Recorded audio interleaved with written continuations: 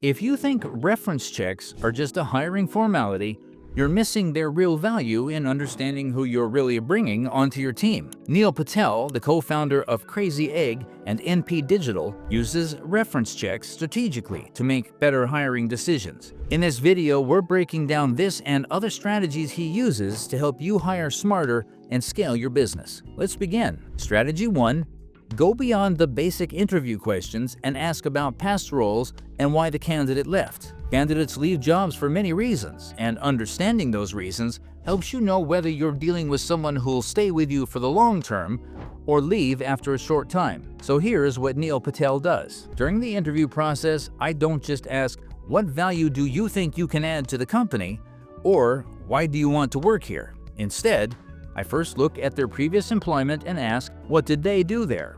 What were the results? And why did they leave? Because if you're hiring people who keep leaving their jobs, they're going to leave yours too. But if you hire people who stick around, they're more likely to stay with your business, and you're not going to have to keep replacing them, something that is very expensive. And if you'd like to learn more about good questions to ask in interviews, we'll leave a link to the detailed guide on how to interview candidates in the description. Strategy 2. Hire people who know how to execute the role. It's easy to find candidates who sound good in theory but can't deliver in practice. To identify those who can, Neil Patel uses one simple, revealing question. I ask them, "If you were doing this role within my company, what would you do?" And I'm not looking for overall strategies, I'm looking for specific tactics, because there are a lot of people who can read, but very few can actually implement, and I'm looking for executors. Strategy 3. Use reference checks to uncover a candidate's strengths, weaknesses, and role fit. Here's how Neil Patel and his team achieve this. We do reference checks to learn more about the person, but we don't ask a former employer, "What do you think about this person?" or "Should I hire them?"